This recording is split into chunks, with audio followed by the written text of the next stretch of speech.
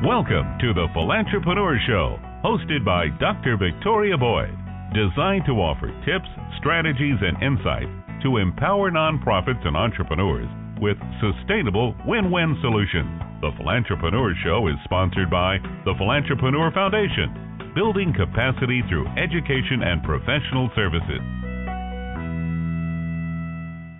Well, good morning and welcome. This is Dr. Victoria Boyd, President and Founder of the Philantrepreneur Foundation and editor of the Philantrepreneur Journal. I hope you got the recent edition that just was released here in January, our winter edition. If you haven't seen it, you can go to JOOMAG, that's JOOMAG.com/philantrepreneur. Lot of great information in the magazine, tips and strategies, and especially some great opportunities coming up for some training. But before we go into that, I want to first kick off with a welcome to our new sponsor, Warrior Design Company, and thank them for their support. They reached out to me, and literally we've built a partnership, and they will be the sponsor for not only the radio show, but several other things that the Philantrepreneur Foundation will be doing in the future.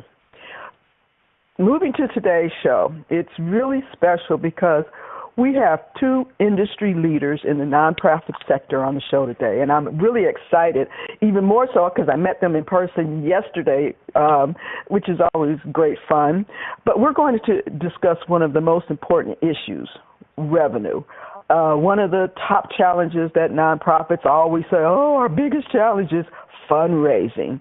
Now, that's impacted. I could go on and talk about that, but we won't do that right now. But we're going to be talking about whether it's sales or fundraising, it's revenue, and you need to know some basic strategies or just concepts. Get rid of some myths about what it is. And we're going to cover a lot, so let's get right into this. And I'm honored to welcome as my guests Linda Lysakowski and Ellen Bristol.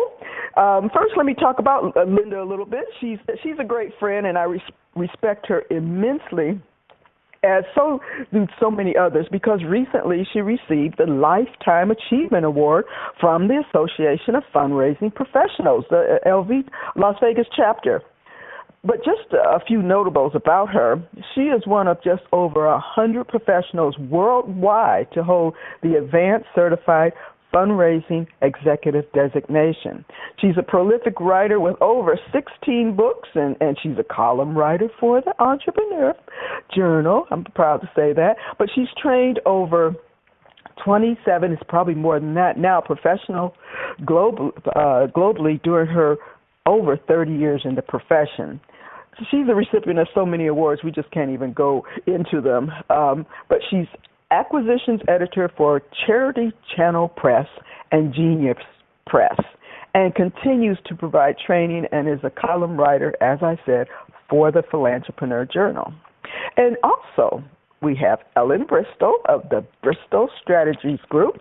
I've had the pleasure of having Ellen on as a featured guest columnist and on the show. And if you want to see her information, which will be very useful, it's the fall 2015 issue of the journal. You need to go check that out. But after a 20-year career in corporate sales, Ellen launched her consulting practice with the mission to improve the sales force productivity. But, us nonprofits, we're always looking at strategies. The nonprofit leaders wanted what she had to offer. So, and since 1995, she has worked with hundreds of nonprofit organizations, helping them perfect their strategic planning processes, board governance, and most of all, the way they manage their fundraising. So, welcome to the show, Linda and Ellen. Let's just, jump right into the topic.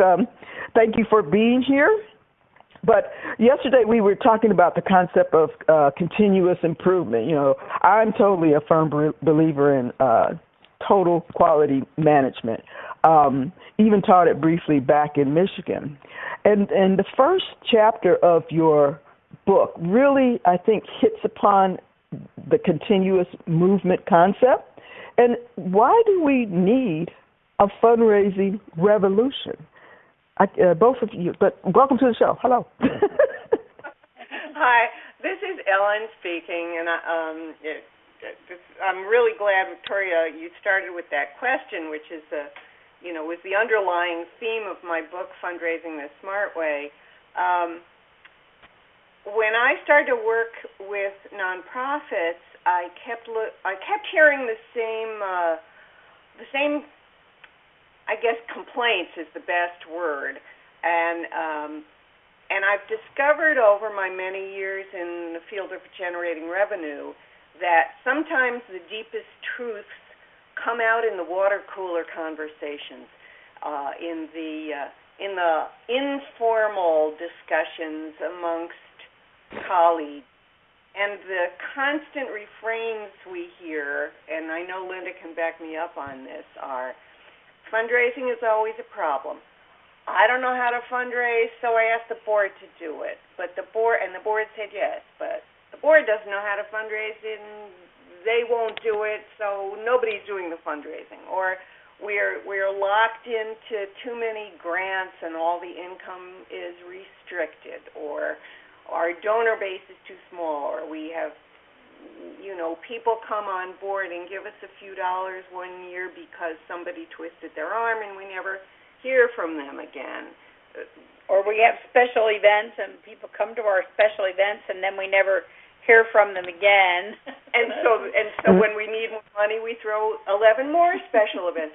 So I started to think fundraising is a profession, and it involves a lot of professional skills. So my first question was, how come if there are all these highly qualified, highly trained fundraising professionals around, we're still having so much trouble raising money? So I decided to look at the problem from a statistical perspective. I know that sounds fairly snazzy. And I opened an assessment on my website called the Leaky Bucket Assessment for Effective Fundraising, which, by the way, was the reason I met Linda, and we co-authored our first book together called The Leaky Bucket, based on the results of that assessment. We now have about 1,000 samples in the assessment, and overwhelmingly it shows that business fundamental practices that ensure predictable, consistent revenue generation are far too often ignored, overlooked, or misused in fundraising departments. So my position, and I'm happy to say Linda now joins me in this position, is that we don't need to learn how to do fundraising differently. We need to learn how to manage fundraising differently, to manage this all-important business function strategically when we've been managing it tactically all these years. And that's why I think we're looking at the opportunity for a revolution in fundraising. What do you think, Linda? But one of the things that absolutely shocked me about this whole leaky bucket assessment is when we asked people questions about how they measure their fundraising success, we found that the great majority of people weren't doing anything to measure success or failure, and so when you don't measure it, you end up with failure. And we were just blown away by how few people even have basic things in place, like a strategic plan for their organization. Or the case for support. And they're not, some of them don't even measure the total dollars they raise, which really blew our mind. Right. I mean, so they weren't doing a budget or even, Well, one organization that I'm very close to, and their people are marvelous, had to wait 3 years. The senior development person begged for a budget for 3 years. Wow. There was another client I worked with whose CFO actually said, "We are impeccable about our budgeting. we are never more than 0.2% of variation from budget. And I had to laugh because they also said they had no money. There was nothing in the budget about raising money. And I don't mean expenses for raising money. They were budgeting only to control outgo of money. They weren't budgeting to create inflow of money. Yep.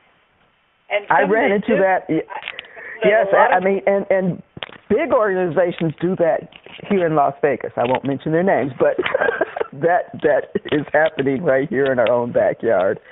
Go ahead, Linda. The way they do set their budget is the CFO walks into the development person and says, okay, here's our budget for next year. Here's our income. Here's our expenses. We have X number of dollars deficit, so that's your fundraising goal. Yeah, fill the deficit. Without any input from the development people, they just arbitrarily set a goal for fundraising that means nothing because it's oftentimes totally unrealistic. Well, right. There are many other examples here, and I don't want this to sound like we're trashing a sector of the economy that we both love and are deeply committed to, but some of these same problems occur in differing degree in the for-profit sector as well. I know that when I worked for major corporations, everything about the sales department was measured and managed by the rest of the company. And I fear we do something similar in the nonprofit sector. And let's not even go into the reasons why that might be so, because in a lot of ways I don't care.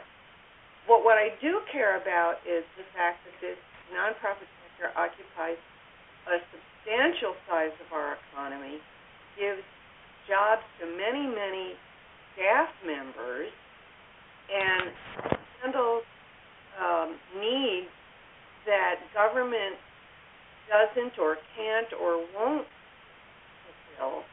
And we need a healthy nonprofit economy, and it's not economic right now. No, yeah. A lot of what I talk about is when you build capacity in the nonprofits, you're building community because they are a vital asset. They are a part of the economic development and play a major role in economic development in any community. So that's critical. That we look sometimes beyond what might be happening and start looking more at what can we do to solve it. So let's talk about some strategies of solving it. And one of them is, and we talked about it, is this whole culture of learning.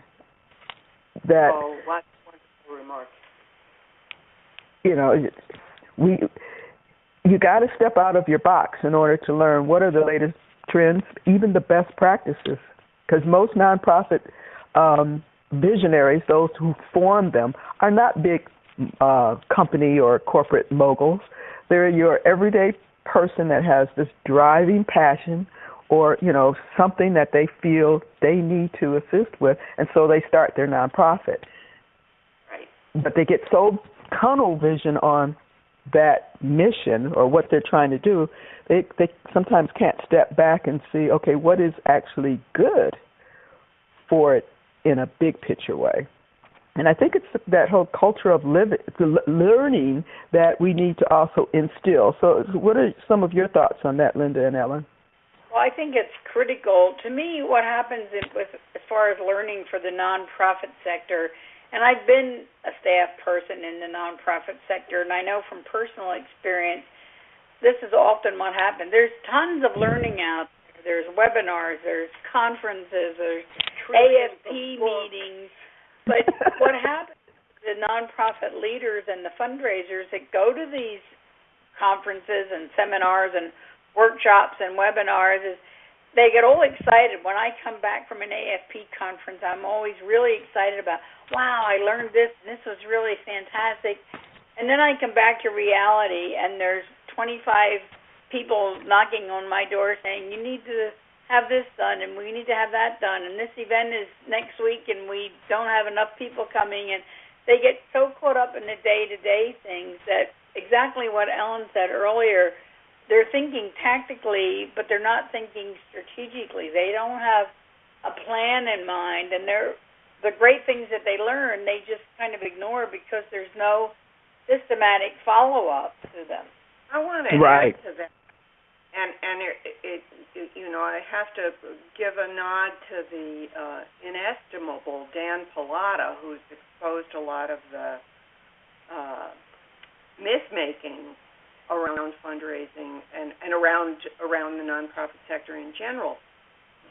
My experience is often that the organizations tend to be fairly critically under-resourced, partly because of the overhead ratio myth. The boards and funders are often reluctant to fund learning or to fund staff development or to fund enough time for the team to take a critical look at what they're doing and think, well, gee whiz, we're pushing Program A, but nobody's attending it. Program B, we get great reports from, and we're not developing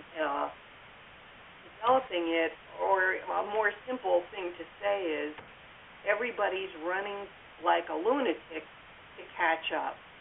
And think about a client we just recently worked with where in spite of a large program budget, the budget for staff salaries, staff positions, and so on is significantly under the appropriate level, and so everybody's doing 11 jobs at once and working 73 hours a day.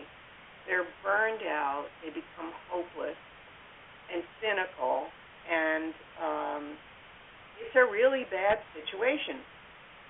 One of the additional things that happens, I think, out of this overworked, underpaid, and running like running as fast as we can just to stay in place, is that there's a proclivity to invest in skills training.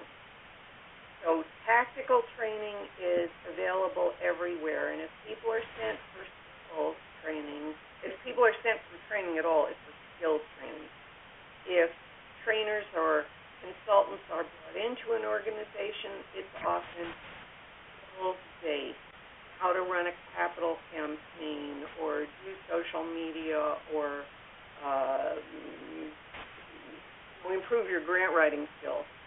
Those things are critically important, but we feel that if there's not a firm foundation in the strategic relationship between how much income we need to stay in place, to set aside cash reserves, to develop our staff so that we don't have turnover, to pay them competitive salaries so that we don't get burnout, and to advance the mission.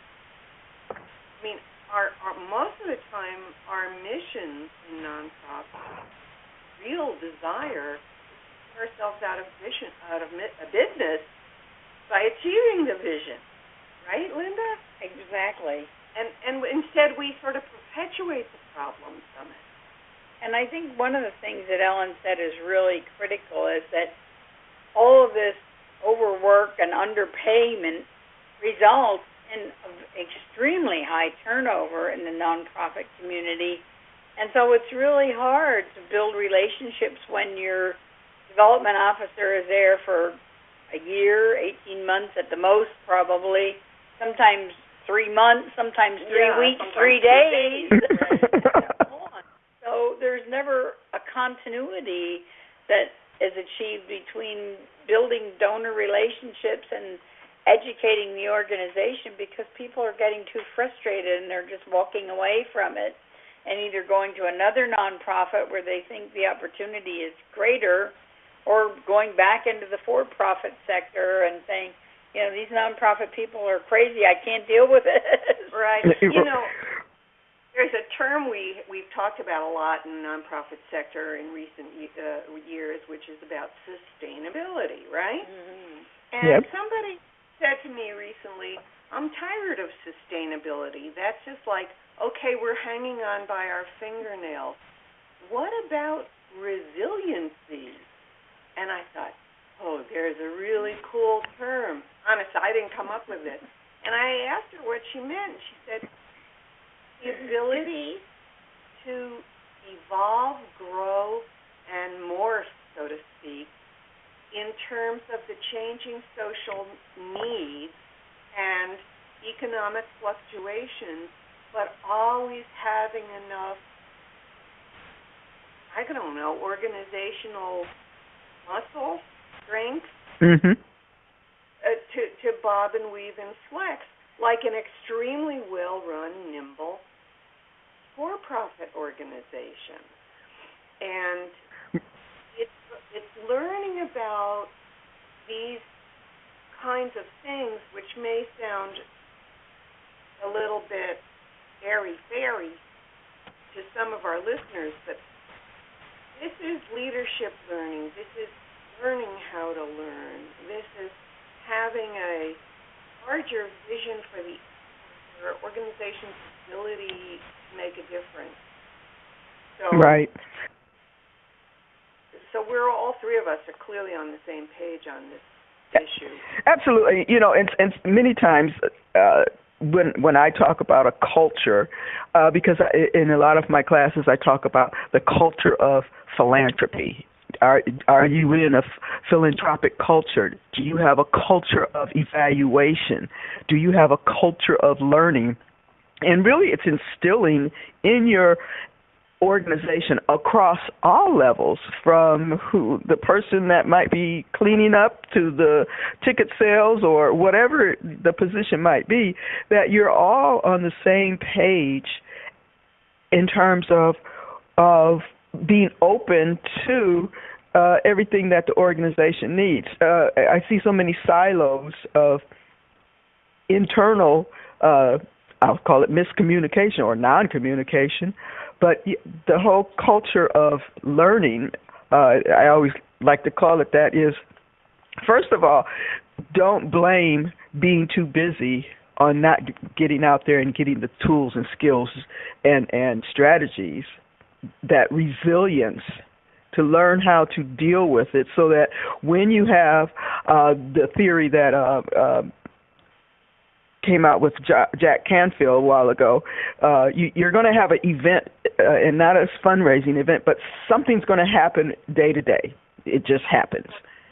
But it's how you react to that. And the theory is E plus R equals O. It's how you react to that that will determine the outcome. And your resilience comes by having a toolkit or several things in your bag of tricks to pull out as your reaction. Do you even know how to react to certain things? And that's where, by just exposing you, the staff, the entire organization to multiple ideas, thoughts, and even just what is the changing environment? What trends are impacting society, because that's what is looking at you, that's what's judging you, that's who will support you. And you need to be up to date with not just your small sector, but what the world is doing around you. So I really like all of that. Didn't even get to the questions I had here, but it's time to go to a commercial break, and we will actually be back in just a moment. The Philantrepreneur Foundation. Build your capacity with our educational programs and professional services. Learn how to be a philantrepreneur. Maximize your social impact and maximize your revenue. Visit thephilantrepreneur.com or philantrepreneurfoundation.org to find services, resources, and training to launch, enhance, or improve your business or nonprofit strategy. While there, sign up to receive the Philantrepreneur Journal digital publication. Today's Philantrepreneur Show tip. Okay, following some of TPF's, the Philantrepreneur Foundation's core value of education and developing a culture of learning, which we've just been talking about, I want to bring to your attention, and we'll be talking about it more in just a few minutes on the show, is a great opportunity for a couple webinars that wherever you are in the country, you can listen in. But next month, Tuesday, February 23rd, and Thursday, February 25th, there's going to be webinars. The first one on the 23rd is Fundraising the Smart Way, the evidence of a need for change. Ellen is the facilitator, and she'll go into a little bit more detail of what we're talking about today. And then Thursday, it's Selling the Smart Way, the science that makes the art of selling possible. To register for either of these webinars, you can find them easily on the Philantrepreneur website calendar. Just go to those dates and click on it, and you'll see it. Or you can go to the Blog Talk Radio site and click on the link calendar. It's only $29, a registration fee, but what's more important, that $29 is a donation to the Philantrepreneur Foundation. Support us and learn some really valuable tips. And here's another tip. If you're a professional office or need professional services, we have just opened up the Professional Office Services Program. Go to our website and you'll see some more things. It's easily to join, and memberships gives you all of these trainings free. Okay, I am caught in this. This ad won't come up. Okay, maybe it will now. The now. Philantrepreneur Journal, a quarterly digital publication reaching over 600,000 entrepreneurs and nonprofits. Get targeted exposure to reach your ideal customer with our unique Ads for a Cause, where 50% of the fee goes to support our nonprofit training and services programs. Together, we can make a difference, create impact, and build capacity. Visit thephilantrepreneur.com, Marketing Ads tab for all the details. Mention this show and get a 10% discount. Okay, welcome back as we continue our conversation with Linda Lysakowski and Ellen Bristol. I just mentioned February 23rd and 25th, and these great opportunities for a webinar in the Smart Way system, and it's both for fundraising and sales. So tell us a little bit more of what will attendees get out of these webinars. I'm going to summarize what the methodology represents really quickly because revenue generation is pretty much the same in both the for-profit sector and the nonprofit sector. Of course, there are significant cultural differences, but strategically, it's the same approach.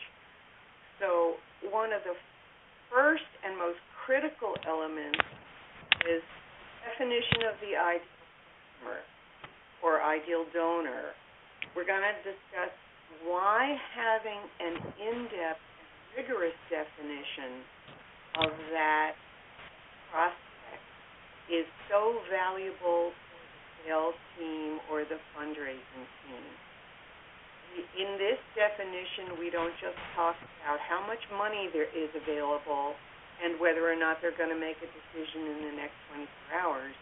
We spend a lot of time talking about why it's important to understand the value your enterprise brings to its marketplace. So we're going to talk about the need to understand why your nonprofit is worth funding and why your for-profit organization or social enterprise is worth investment. We're going to talk about how defining the ideal customer profile includes understanding the factual qualifications, but more important, the qualitative characteristics of the ideal prospect. And that has primarily to do with non-monetary characteristics and the prospect's interest in, commitment to, motivations for investing in your life. We're also going to talk about the fact that understanding the no-nos, or as we call them, the danger signs, is so critical. We're also going to explain something that's underappreciated appreciated in revenue generation, and that is the value of managing the opportunity pipeline strategically.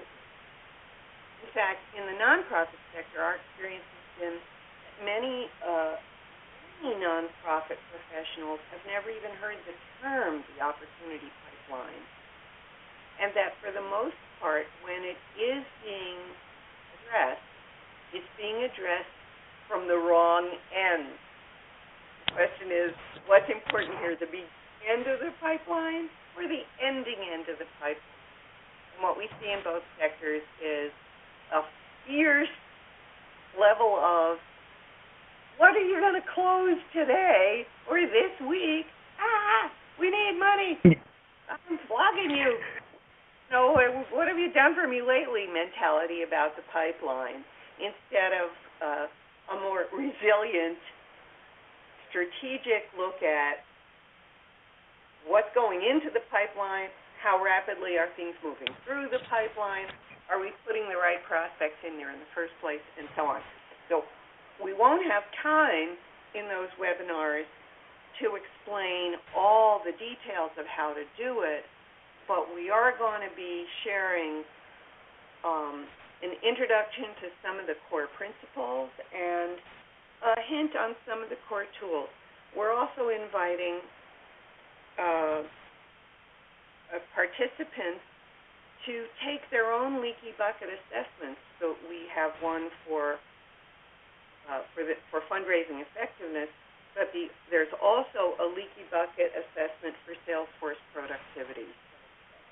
Right, yeah, I was really excited when I saw that they could go in there and actually apply and start doing some of the action steps by taking your assessment.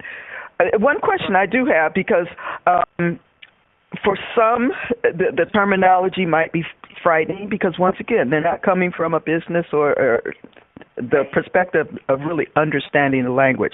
So if they attend either one of these webinars, is it for startups or more appropriate for those that have a system or not lack of system in place but have been around, are established? Is it what is the better target, or is it there is no target basically? Well, I'm a big believer that there's always a target, but this is a difficult question to answer. For startups and organizations that are sort of groping around to find the exit or the door in, so to speak, this is valuable in both for-profit and non-profit. Understanding these principles is valuable if you're new to the game, because why not develop good habits? You described technology as a management control system. So for larger and more established organizations, it's extremely valuable because these are areas where senior management often has some difficulty maintaining control, accountability, and visibility. So for the webinars, I have to say the level of maturity or size of the organization isn't as important as the listeners' concern over how consistent, predictable, and accountable they can make their revenue generation. Right, absolutely. And I think what it's not about is, this is a way to beat people with a stick. Right. We often talk about carrot and stick approach, and the carrot approach is certainly more attractive, but it's not a method where, gosh, the CEO is going to come in and measure what his fundraising people are doing wrong, or the sales manager is going to come in and use this as a stick to beat his salespeople because they're not doing their job right. It's really, when Ellen talks about a management tool, it's a tool for growth, I think, is the way I view it, for both the nonprofit and the for-profit sector. Yeah, I'm glad you brought that up, because many times when some of the staff hear data measurement or measurement outcomes, they immediately look at, oh my God, they're going to be assessing or analyzing whether or not I'm doing my job right. And you need that's almost a mindset we need to shift here, that many of the tools and things that are out there are not to measure your effectiveness. It's to help you become more effective, to put in place things that will make your job easier. And I often like to tell many people that I'm working with that, okay, you need to really look at the overall strategies. Your mission isn't enough. Yes, we all have great missions and things, but if you don't have the strategies that know how to position that mission correctly or being its most effective, it doesn't matter. It still will be a struggle. Well, yeah. I mean, there's been some very interesting research about this. At the end of the day, all the highfalutin talk about mission and problems and heart, like, okay, so what am I supposed to do today? And if we don't know as staff members or even as volunteers what's expected of us, we really can't do our best work. We're kind of making it up and reinventing the wheel every day. And I think there's a sense of fear. I think you used this word earlier. I do a lot of development audits, and I remember years ago once one of my clients who was a very good development officer and had a really strong program, she said, well, I think we really need a development audit, but I'm not going to hire you to do one because I'm afraid we'll fail. I said, an audit's not something that you're going to fail. I said it's something to help you build your organization. So I think we really have a fear of evaluating ourselves, and some people probably even have a fear of taking the leaky bucket because they know they're going to come out and say they're leaking like a sieve. But that's okay, because then you can learn how to plug your beliefs. It's interesting. In the field of organizational psychology, about which I knew nothing until I started my consulting practice back in '95, there's this concept of moving people into the emotionally neutral zone. And that's what we try to do with this methodology. It's like, here's the data. It's neither good nor bad. It may be undesirable. It may be desirable. But now we can sort of take a step away from it, objectify it, and not look at it as punishment. And people who work in this, who get accustomed to working within this culture of learning, who embrace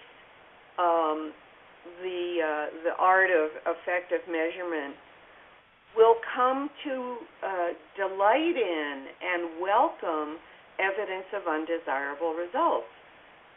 We all grew up expecting to get punished for undesirable results. Our sales quotas were viewed as punitive. And I know back in the day when I sold $1 million computer systems, it's like, oh, my God, if I have a good year, they're going to punish me by raising my quota out of, like, arbitrarily. And if I have a bad year, they're going to punish me by, guess what, raising my quota arbitrarily. and giving me no feedback, no evidence-based feedback. I don't mean the manager coming and saying, oh, there, honey, you'll be okay, just act like Bob does. But rather, here's the data that shows we're not doing things that we ought to be doing because we proved that doing those things is useful, or whatever it is. But when we fall below the targeted levels, this gives us, and I say us deliberately because we should be doing this in collaboration with our teammates. Why did this undesirable result take place? And it's not because, it's because Fred didn't do his job. Maybe if we had exercised this approach, or, gee whiz, we were pursuing the wrong process, I'm kind of battling here, but the point is, if you're tracking things using highly objective, unemotional measures, then when you sit down and scrutinize those measures, your passions aren't involved. You're not just absolutely. Yourself. You're not playing the blame game.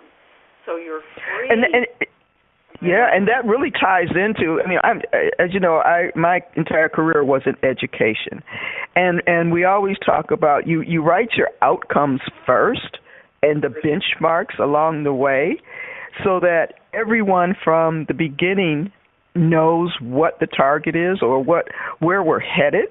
If you don't have a plan or to know when you've reached these milestones to say, okay, that went well, you sort of are just swimming, I'll call it in the backyard little pool and going nowhere. But when you have these benchmarks, and even if they're just small success or steps along the way, it helps you build on. Now, if you don't make it to that first step, then you look at it and say, okay, why didn't we make it? And you make adjustments there. And that goes all the way back to what we first talked about in the beginning, the total quality management system, where you plan, you act, you evaluate, and then you redo. And it's just a cycle. There's no straight line, flat line. It's a continuous circle of evolution, of growing, a culture of learning, where even a mistake is an opportunity for growth versus a time to beat yourself over the head and say, oh, we failed, we're stepping backwards. Use it as a stepping stone to move forward versus giving up or waddling in despair. No, we want to make people feel good about the smallest successes that they have, but just knowing that there is a smarter way, as I take and make a pun, that the smarter ways can be an entry point for you to make a completely different organizational shift. It just doesn't have to be in fundraising. It could be how all of your systems, even your strategic plan, could be technically impacted because you see how a system works. How and you start building the strategies across all of the platforms. This is really exciting. I don't know. Any last things you want to add about what entrepreneurs or nonprofits, individuals might gain from just going to your material or exploring or coming to the webinar? To me, I think one of the biggest things about this program, both the fundraising for the Smart Way and selling the Smart Way, is years ago I learned this in sales, and probably anybody who's been in sales has learned the difference between selling features and benefits. And I think in the nonprofit world we really focus so much on outputs instead of outcomes, and I noticed you use that outcomes word several times, and I think this is true both the nonprofit and the for-profit world, that we focus on, well, how many people did we serve and how many widgets did we sell, but we're not focusing on really aligning our values with the values of our donors and our customers. And to me, that's one of the vital things that they're going to learn in this whole program, is how to align what you stand for with what your donors or your customers are looking for. And a final that's a... Yeah. Mm-hmm. If you do not succeed, I no longer accept the all-American concept of never taking no for an answer. If the client's not right for you, you're not right for the client. And absolutely. And it's therefore a waste of irreplaceable resources of time and money to try and beat those clients into submission so that you win their business, or those donors, because you will be miserable and they will not be happy either. Absolutely, and I've spoken a lot about doing the research and finding alignment. Especially, I have a corporate sponsorship class coming up, and you've got to make sure and look at what is the belief system and values, the philosophy that whoever your prospective supporter might be, do they show some evidence of either believing in what you do as an organization or have shown via other activities that they do that they have a propensity to believe in what you do. Everybody is not a good fit, just like you said. Got to throw out no is just not yet or not now or whatever they try to, But it's are you solving? You're solving a problem, or that's what you're doing with your mission. But are the people you're approaching also feel that's a problem? And that alignment piece is extremely important. Before we close out here, I want both of you to take an opportunity to let our listeners know how to get in touch with you. This is, your marketing time. Both of you have wonderful services, and I've fallen in love with the Bristol Strategy Group. I've always been the follower of Linda. So let's start with Linda. Give us some of how people can reach you and if they want more information. Okay, my website is lindalysakowski.com, and I know that's a struggle to spell sometimes, but it actually sounds the way it looks. It's Lysakowski, and they can email me at linda@lindalysakowski.com. I'm also on Facebook, Twitter, Pinterest, LinkedIn. Probably find me, and my website will give you links to all those social media contacts as well. And also, I put it on the show's website. I put both of yours on the show's link today, and it'll. So go ahead, Ellen. Well, my website is bristolstrategygroup.com, and my email is ellen@bristolstrategygroup.com. That's really remarkable. Yeah, and pretty. Virtually every social medium out there. We just opened our YouTube channel, and I have a short video called Meet Ellen Bristol. It's pretty.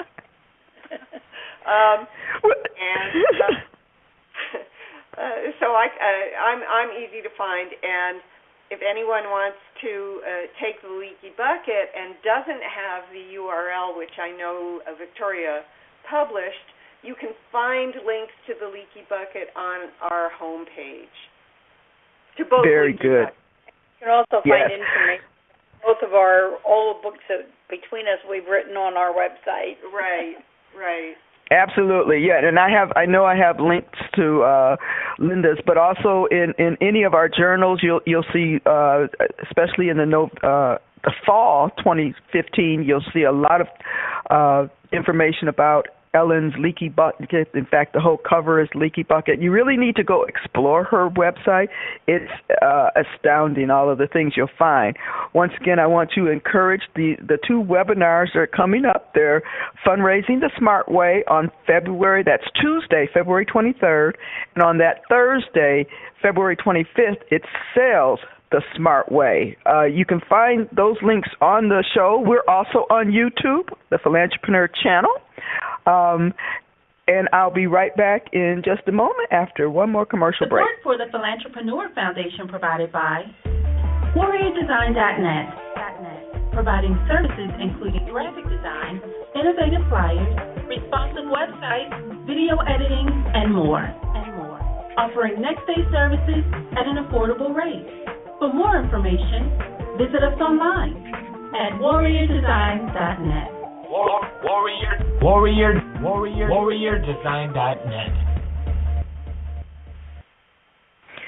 Okay, the Philantrepreneur mission is building capacity through education and professional services. We know how valuable a professional image is to your success, and it starts with a professional business address. The Philantrepreneur Foundation now offers entrepreneurs, nonprofits, anyone that needs the benefit of a virtual office, professional office services. Is an address a plus? And so much more. It's a place for you to call home. You can have a Nevada business address today. Plus, as a member, all of the training, even the webinars we've mentioned today, you can have free. Visit pcclv.org/member for all the details. I want to thank my guests, Ellen Bristol and Linda Lysakowski, for joining us today. And please join us for our next show where we will greet another great guest with tips and insights for your success. In the meantime, we ask, are you a philantrepreneur? Thank you for tuning in to the Philantrepreneur Radio Show, hosted by Dr. Victoria Boyd. Get involved. Follow us on Facebook and other social media outlets.